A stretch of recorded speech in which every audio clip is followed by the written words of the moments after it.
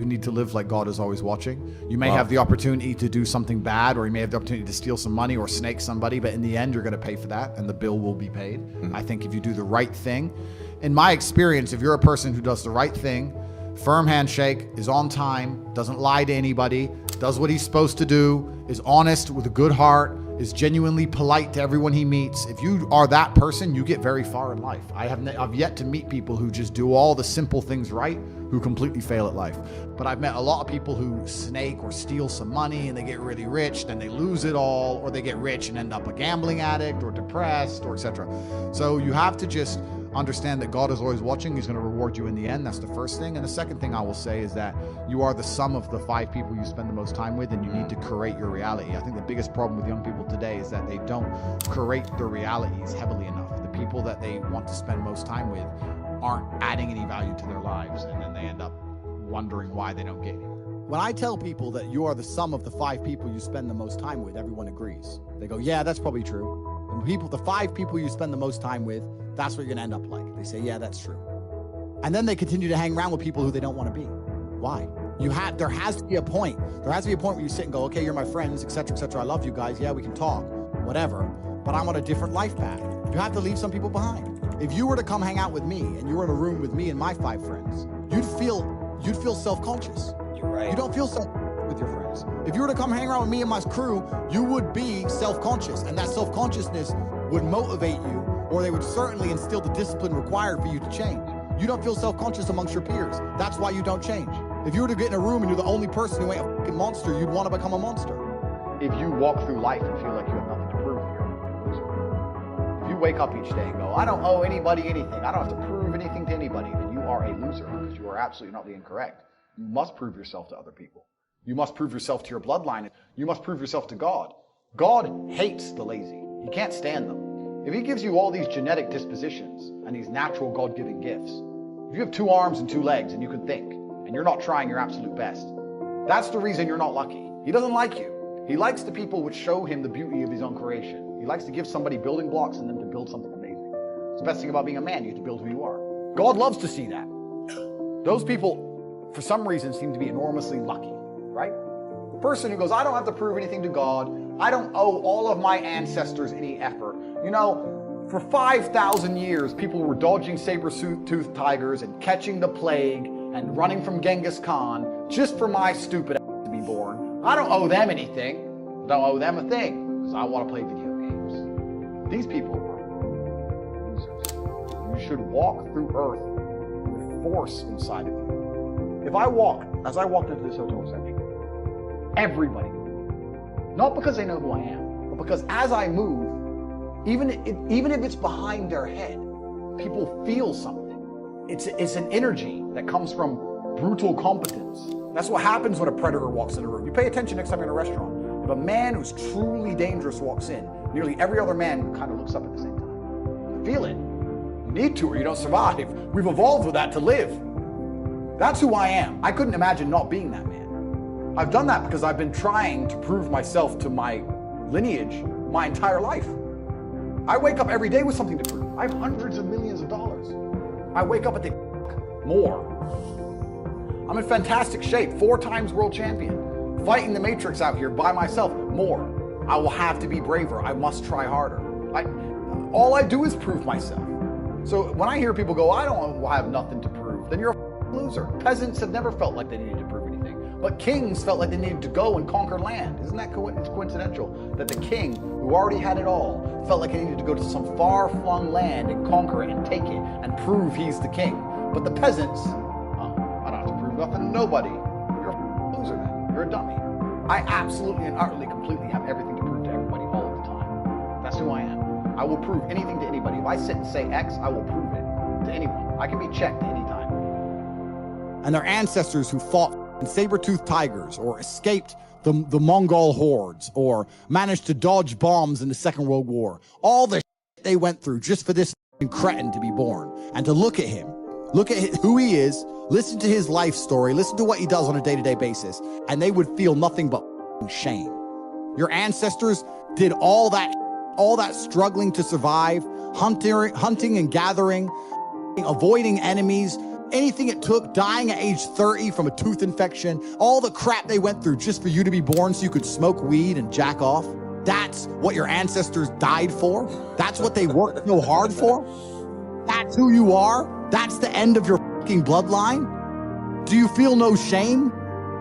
It's fucking shameful. My ancestors will look at me and think everything we went through was fucking worth it. Your ancestors will look at, most of these people, their ancestors look at them and feel nothing but fucking disgust. Well, I guarantee even their fucking living relatives, their living parents aren't even proud of them. Like, your own father's ashamed of you, and you don't even feel fucking motivated to do. It's a fucking shame. If you were to go and look your father in the eye and said, you know what, I could have been a UFC champion. I could have been a multi-millionaire. I could have been a race car driver. I could have been a nuclear physicist. Could have done all these things, but I was busy on. You think he's gonna be proud of you? No. And there's men here who will deny it, right? There's men who will go, no. But those are the ones who are most lost. And they should look in the mirror, look deep in their own eyes and say, yes, I'm fucking disgusting. I can change this. That's the beauty about being a man. If you're disgusting, you can change it. That's the beauty. There's nothing stopping you changing it. You're right. But you must accept it. You must accept it first.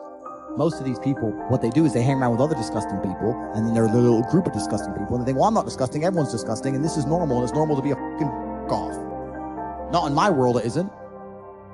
It's not normal to be a fucking jerk off in my world. It's the denial that's going to hold you back the most. The people who go, yes, I'm wasting my potential. Those are the ones who have potential. The ones who stand up and go, I am wasting my potential. I could be anything, and I am not that yet. They have a chance. The men who go, well, no, actually, I'm fine. They're inside the matrix, fully slave-minded. They're a waste of time.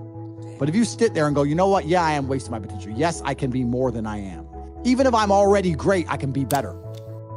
As good as I am, I still push myself to the limit every single day. I have every single thing a man could possibly want. I'm still pushing myself. This is your prerogative as a man. But you need to be instilled with a sense of duty to your bloodline. You must want it. You need to want it deep inside your soul. I can't die as anything less than emperor. It's my destiny. There are duties that men must fulfill, whether to God or to your bloodline.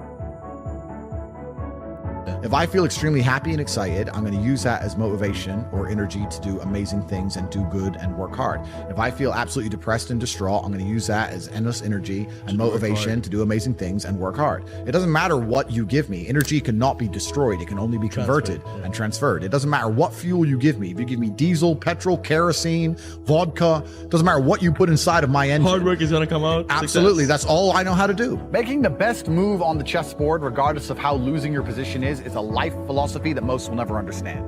Sometimes you look at your position on the board and you're f***ed. But still, regardless of how f***ed you are, there is still a best move. There's always a best move and a worse move, no matter how bad things are. Many people, when they get to a losing position, think, it doesn't matter, I don't have to make the best move anymore. I actually disagree. Maybe 9 times out of 10, the best move won't save you, but that 1 time out of 10, the best move might be just enough to save your ass. And on a long enough time frame, if you play the game repeatedly, day after day, taking risks, always making the best move, regardless of whether you're winning or losing, it will compound into an upward spiral of never-ending success. You might end up somewhere near me. You might have dinner one day. You might stop being a brokey. You might stop being a loser. If your girl leaves you, the best move on the board, perhaps is to go to the gym, perhaps is to send her flowers, perhaps is to never text her again. But you should make the best move on the board regardless. Even if you don't want her back, you should still make the best move. You should always think that way. What move will give me the best possible strategic position? That's how you think. That's how I think. Best move on the board is how you should approach your life. Next time you're in a situation, you should sit and say, okay, this is a bad situation. But what's the best move I could possibly make? What's the outcome I would like? What's the most likely move to give me that particular outcome? And you'd be surprised what some of them are. I had a guy email me the other day saying he lost his job. He was the worst salesman. Well, then you deserve to lose your job. That's how sales works. It's fearsome. He goes, well, I don't know. What should I do? I said, what's the best move on the board? He goes, well, I really want the sales job. I think I can get good at it. I said, well, then work for free. So do you have another job yet? He said, no. Okay, while you're applying for other jobs, instead of sitting around on your ass at home, keep working for free for the company for 2 or 3 weeks and see if you can turn it around. And he tried that. And he couldn't because he's shit at sales. But the point is, if he would have sat at home doing nothing, it wouldn't have helped him. The best move on the board was to try and prove to his company that he's actually worth something. If he was worth something, in those 2 or 3 weeks, he might have turned around and got his job back. He still got to apply for new jobs. He didn't lose anything. Best move on the chessboard. That's how I want you to approach your life, ladies and gentlemen. It's the mental model in which you should apply to scenarios to deduce what is the best possible action. Because if you're always making the best move and very rarely making the worst move, it's pretty hard to lose. It's player versus player out here. The world is about winners and losers, and everyone is competing against each other. You are competing against me. I'm competing against you. You're competing against your friend. You're competing against your enemies. You want $1, so does everyone else. You want that hot girl, so does everyone else. You want that house, so does everyone else. What's amazing is the things you want, the main reason you want them is because other people want them. So you can show off that you have it and they don't. It is competition. Kind of like the age-old adage. If a tiger's chasing 10 people, you don't have to be the fastest. You just have to be faster than the slowest guy, because he's fucked. So considering that a lot of people are constantly making the wrong moves, if you can just start to make the right moves most of the time, you'll see exactly how easy life can be. I don't even want your energy around me, because quitters are the worst people on the planet. You can give a quitter absolutely everything and they will still fail. You can give it, doesn't matter what it is. If you go to IKEA and buy a flat pack table and put it in front of a quitter, you will never have a table. He'll look at it, and it's just long, and he'll quit. Quitters can have every single advantage. Quitters can have all the information. Quitters can have all the tutelage. Quitters can have a mentorship. Quitters can have someone who messages them every morning, hey bro, let's get it. And guess what they're gonna do at the end? Quit. They ain't never gonna have So if you're a quitter, I don't even want you even inside my organization. I don't want quitters anywhere near me, because you're never gonna be successful. People say, hey man, you need to find what you're passionate about and do that. And what they're trying to say is only do what you like, because you have no motivation to do anything else. But I'm going to sit here and once again explain to you how different the world is when you have a mind which isn't warped and affected easily by outside influences. You are never going to become a robot. This is nothing to do with not feeling emotions. This is nothing to do with just becoming an empty, emotionless void of a person. That's not what this is. This is about understanding that you're a human being. You're going to feel emotions. This is a beautiful thing, and making sure that you use them in the correct way.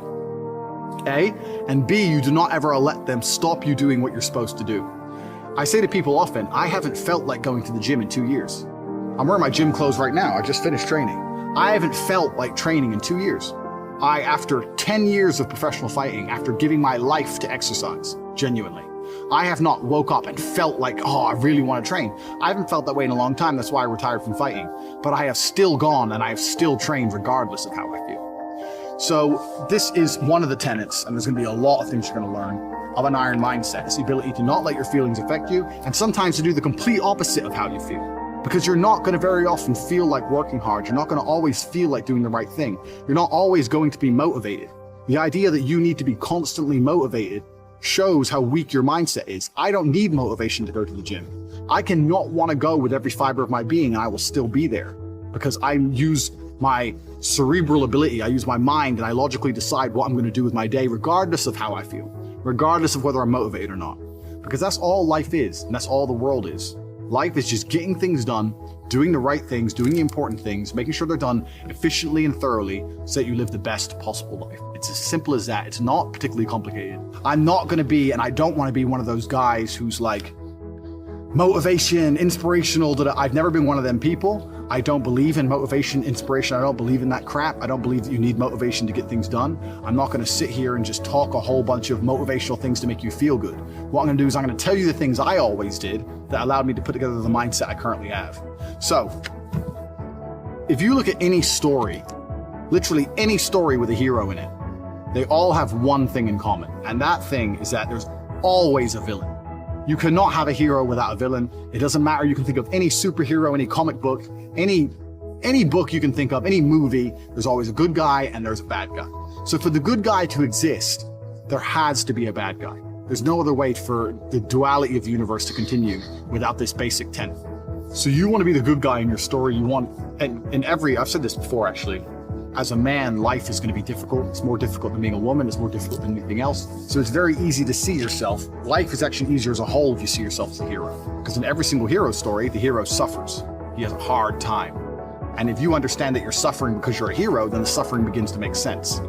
So you can be sitting here right now going, my woman doesn't respect me, I have no money in the bank, this is difficult, I'm struggling here, I'm struggling there. You can feel sorry for yourself, or you can say, yeah, my woman doesn't respect me, I'm struggling, I can't make money, but you know what, that's because I'm a superhero, and my life's gonna be hard, because I'm a man, and as a hero, it's gonna be difficult. These are the tests and the trials and tribulations I have to go through to become someone. Every single male superhero went through a whole ton of before he became superhero. You've seen the Batman movies. His parents died. He was locked up in jail. All these bad things happen, and then they emerge as the hero. And this is done for a reason, because it's the reality of life, especially as a man. So right now, you have to understand that you're the hero in this movie, and if you're struggling for a very important reason. And how you handle these struggles and how you deal with these struggles are going to decide the kind of person you're going to be afterwards. You're either going to be a superhero, or you're going to succumb to them and you're going to fail. So be happy that you're struggling, because that's important. That's the first thing. Second thing is, there has to be a villain. Now, most people think their villain is someone else. You see this all the time. The villain's the opposite of the hero. So if you're sitting at home and you haven't got much money and you're broke and you're pissed off and you're depressed, and you look at me and I have 4 supercars and all these girls, I'm traveling the world, I go everywhere I want, you may think I'm your villain. People look at other people and think, oh, that guy has this guy has this, and they become envious and they think that's the villain. That's not true. That's not the case, because every single person has different circumstances. There are things you have that I don't have, and there's things I have that you don't have. So I may have had a genetic gift over you, for example, because I'm a fantastic kickboxer, but you may have been born more wealthy than me. I was born in a very, very poor family. So I had advantages and disadvantages. You had advantages and disadvantages. So comparing yourself to other people is asinine, and it's inane because it's not a level, fair playing ground. There are some people who are born to millionaire parents who are gorgeous, model, good looking, and have 6 packs without trying. Some people are lucky like that. That's just how it is. So comparing yourself to these people is not going to help you. Your villain is nobody else. Your villain is someone you're going to create. And you're going to create your villain because he's going to motivate you to be the most powerful hero you can possibly be.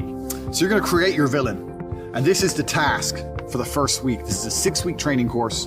And over each week, you have a very important task. And the task for this week is to create your villain. To make sure that there was no disadvantages involved, your villain's going to be a clone of you.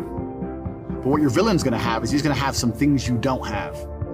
And your villain is going to be the person who basically, without requirement for motivation, without being, no matter how he feels that day, no matter how stressed he is from work, regardless of what happens to him, your villain's going to be the guy who always does exactly what he wants to do. So your villain's going to be the guy who goes to the gym regardless of how he feels. Your villain's going to be the guy who approaches every beautiful girl he ever sees and says, hey, I really think you're beautiful. Goes over to him and talks to them. Your villain's going to be the guy who asks for a raise at work. Your villain's going to be the guy who does everything he wants, regardless of how he feels, regardless if he's not motivated or not, regardless if he's shy to talk to that girl, or people are watching, or his ankle hurts, he doesn't want to go to the gym, whatever. Or he thinks his boss is going to fire him. Your villain is that dude who does anything he wants to do. You have to sit and you have to make a list of all the things. You have to sit there and say, if I did everything I wanted to do, if I were to be the best version of myself possible, what would I do? Okay, well, I'd go to the gym every day. I get up at 6 a.m. and I go to the gym every day. You write that down. My villain's the kind of guy who reads really important books. I say I don't have time, but my enemy, this villain, he reads books. He finds time. He doesn't watch TV ever. He doesn't waste time ever. He doesn't eat junk food. He reads books. Writes it down. And you have to make a list. Now, this list at first should be easy for you, but then you're going to get to about 7 or 8 things and you're going to stop. No, this list needs to be 25 to 30 points long, minimum. This guy you're building, your arch nemesis, you have to write down every single quality about this guy. What he does. He goes to the gym every day, 6 a.m. He doesn't watch TV. He doesn't eat junk food. He goes up to beautiful girls, etc., etc., etc. 25 or 30 points long. Because this is going to become your enemy for the next 6 weeks of training.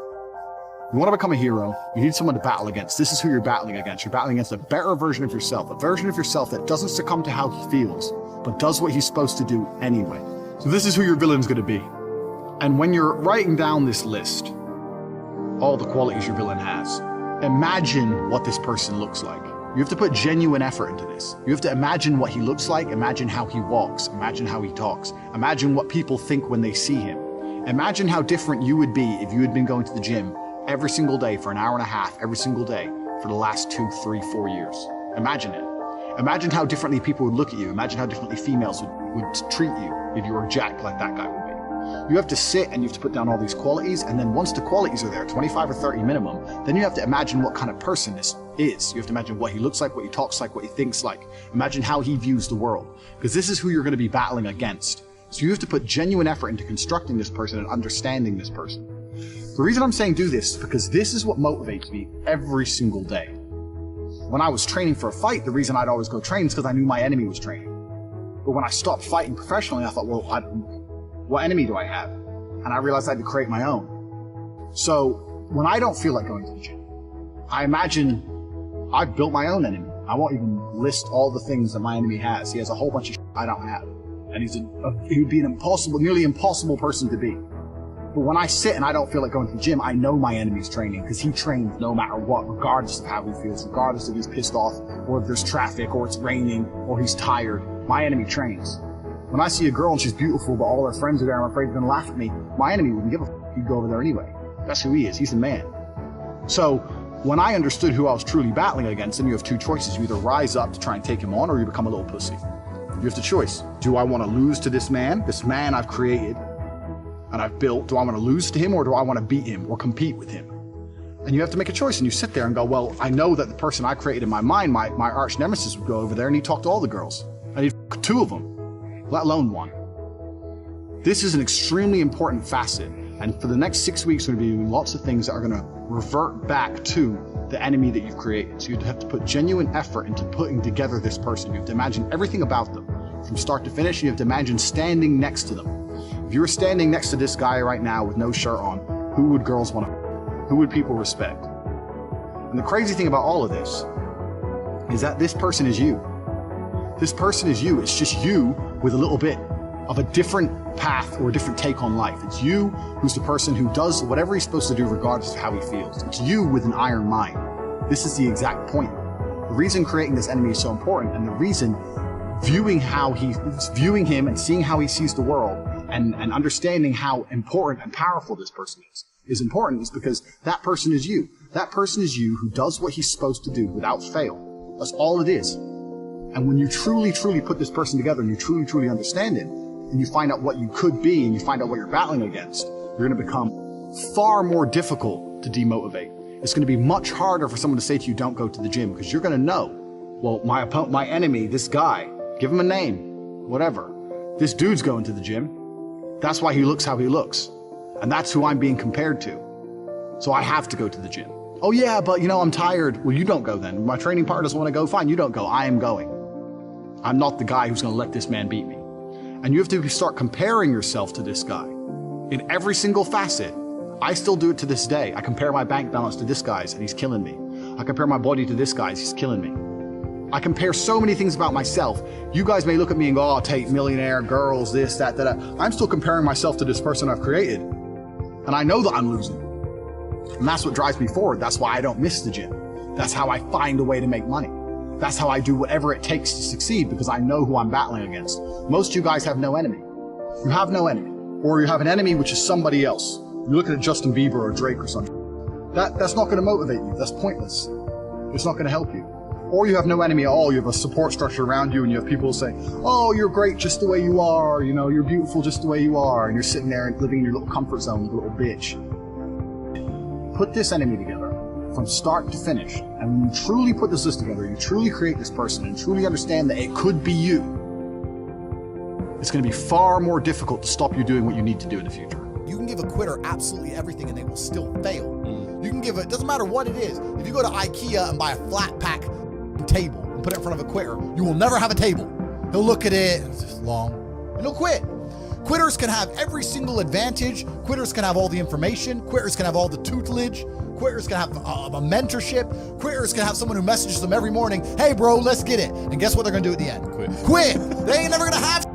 So if you're a quitter, I don't even want you even inside my organization. I don't want quitters anywhere near me because you're never gonna be successful.